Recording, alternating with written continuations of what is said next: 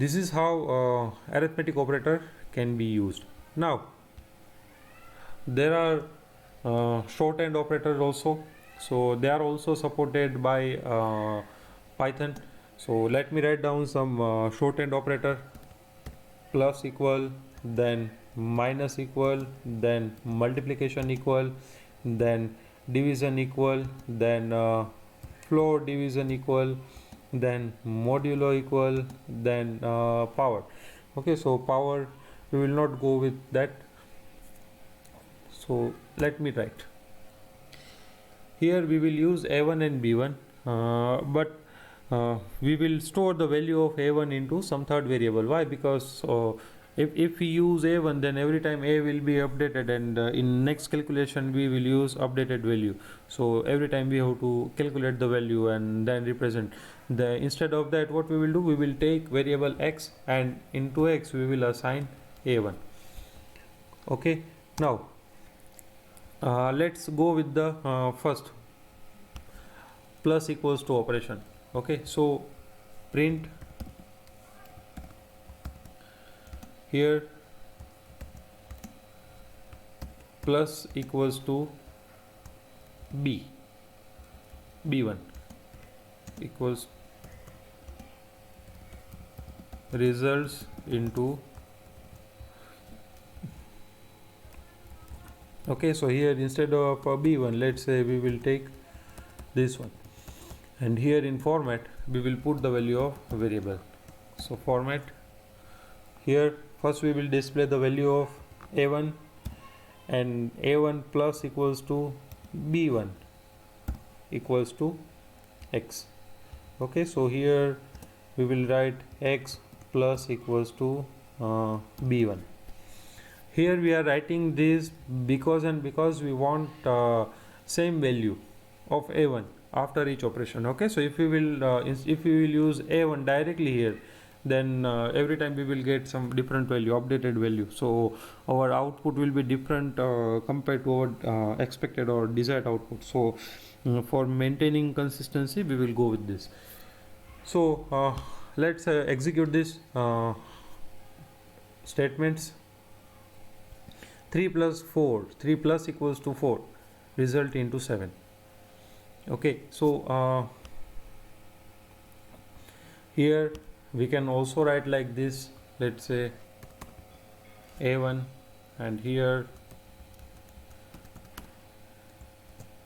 so a1 plus equals to 4, so which will result into 7.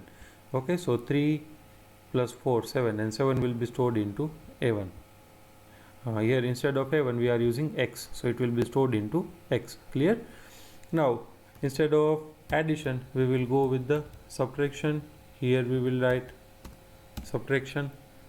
So what should be the answer? 3 minus 4 minus 1, so we should get minus 1. So a1 equals to a1 minus 4. What is value of a1? 3. 3 minus 4, we will get minus 1. Then let's say we are going with the multiplication. X is equals to a1, then x multiplication equals to b1, and then a multiplication equals to b1. So 3 into 4, 12. Okay, here let's copy it again. Then division. So here a1 equals to a1 division b1, so it will result into 0.75. If we want to go with the floor division, then we will use double slash.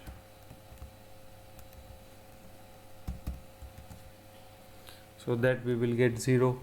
Then next is let's take some random value for this operation. So c1 comma d1 equals to 21 comma 4.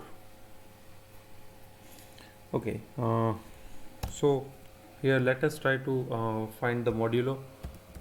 Print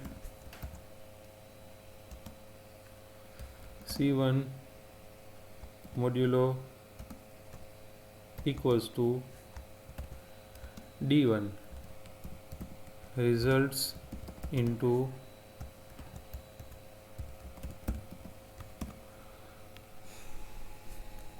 C. First we will write D1 and then we will write we have to store the answer into some variables. So C1 is equals to C1 modulo D1 or C1 modulo equals to D1. So here we will write C1. Okay, so let's execute it. So it will result into 1. Why? Because 21 divided by 4, so 5 will be the answer and remainder will be 1. Now next, if you want to perform both operation together, add multiplication, division and modulo, then there is a function called divmod. So it can be written like this: C1 divmod D1 equals to, or C1 mod divmod D1 result into, here we will write divmod. Okay, so now let's try to execute it. So 0 and 4. Sorry, here we have to write C1 and here we have to write D1. Yes. So 21 divided by 4. So 5 will be the answer and 1 will be the remainder. Okay, so divmod will perform two operations, division and modulo, and it will return the tuple. Tuple means static array, okay, which can be used by some other statement of the program. So this is the divmod. Now let's try to discuss the comparison operators. This same kind of operation you can also apply on floating type variable. So we will not cover it, but if you want to try, then in exercise file whichever I have uploaded, you download it and you change the value and then you can use it. Now let's go with the comparison operator.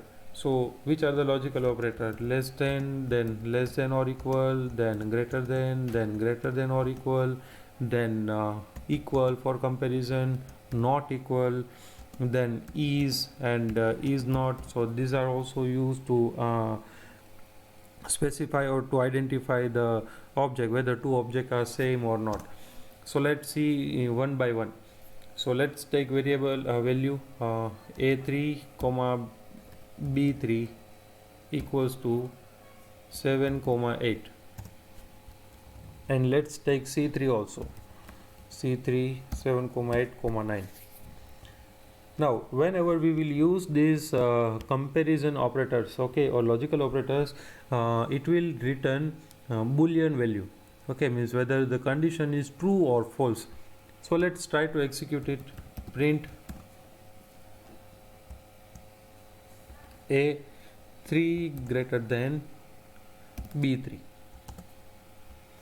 false. Okay, why? Because 7 is not greater than 8. So if we go with greater than or equals, then also it is false. Let me make the value 7, then we will get 3 true. Why? Because 7 is greater than or equals to 7. Now similarly here we can use less than. So for less than we will get false, then less than or equals to we will get true. Why? Because 7 is less than or equals to 7. Then double equal can be used to check the similarity. So true. Okay, let's say if I instead of b3 I am writing c3, so in that case you will get false. Why? Because what is value of a3? 7, and what is value of c3? 9. So that is it. Then not equal. Okay, so a3 and b3, a3 not equals to b3. Okay, so this should return false. Why? Because 7 equals to 7. So we are getting false. If I will make it 8, then we will get true. Now, it is not like that we can use only one operator. Okay, we can also use more than one operator. Let me show you how. Let's say A3 is less than B3 is less than C3. We will get true. Okay, why? Because A3 is less than B3 and B3 is also less than C3.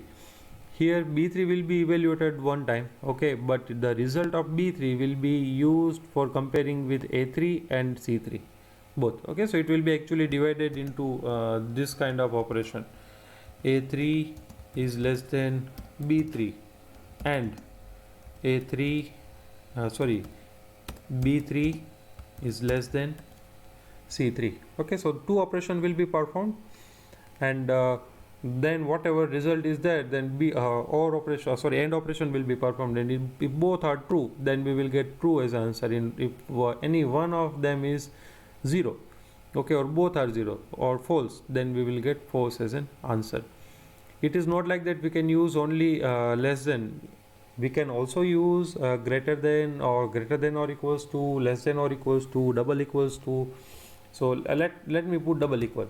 Okay, so A3 is less than B3, that is true, but B3 double equals to C3 means B3 equals to C3, that is false. Why? Because 8 double equals to 9, that is false. So we should get false as an output. Clear? Similarly, if I will put not equals to, okay, so this A3 is less than B3, that is true, but B3 not equals to C3, that is also true. So true and true, we will get true, so we will get true as an answer. So similarly, you can combine multiple you can say conditions, whatever you want to combine using these logical operators. Okay, less than, greater than. Here logical operator and or X or not, we will consider it for bitwise operator, so that we will discuss later on. Now let's see what is and what is not. So let us declare two more variable A4 and A5 equals to 7, 7. Okay, and then we will print A4 is A5. Before that, we will put print the ID of it. So print ID of A4 and ID of A5. So as we have discussed previously, whenever we will declare multiple variable with the similar values, then Python will not allocate different or separate memory, but it will use same memory for different variable. So here you can see both are having same ID, and A4 is A5. Now let us change the value. Instead of 7, let's make it 8. Then ID is different, then we will get answer as false. Why? Because here this 312 and 344 both are different, both objects are different. Similarly, we can write is not. Okay, means A4 is not A5, so for that we will get true. Okay, but if I will make it here 7, in that case we will get false. Why? Because if we will make it 7, then both will point to the same location and both will be the identical object. So A4 is not A5 will result into the false. So in this tutorial we will keep up to this. In next tutorial we will start our discussion with list. Thank you.